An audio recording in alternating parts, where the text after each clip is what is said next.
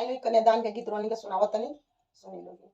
कोठावा ऊपर पापा मोरवा हो बोलुए ओकर बोलिया सोहावन हो लगुए ओकर बोलिया सोहावन हो लगुए मोरवा बोलिया सोहावन हो लगुए मोरवा। आजू के रतिया पापा जागल हो रही है आजू घरवा चोरिया हो होई है आजू के रतिया चाचा जागल हो रही है आजू घरवा चोरिया हो होई है आजू घरवा चोरिया हो होई है आजू। धन संपत्तिया पापा बाची हो जोई है दुलारी बेटी चोरिया हो होई है दुलारी बेटी चोरिया हो होई है दुलारी।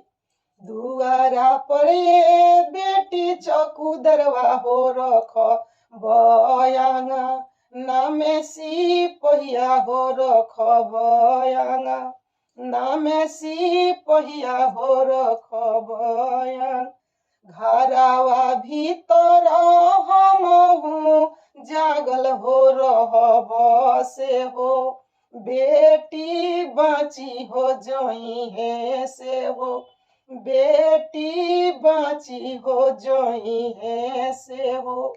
दुआरा के चौकीदारवा पापा सूती हो जोई है अंगना के नीरभेद हो होई है अंगना के नीरभेद हो होई है अंगना।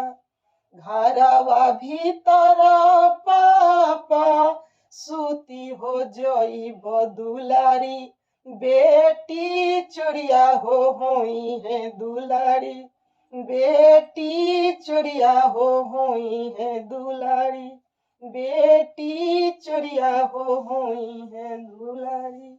अगर हमारा गाना अच्छा लगल होई तो लाइक करम कमेंट करम शेयर करम और ज्यादा से ज्यादा सब्सक्राइब करम लोगी हमरा आगे बढ़ाई लोगी।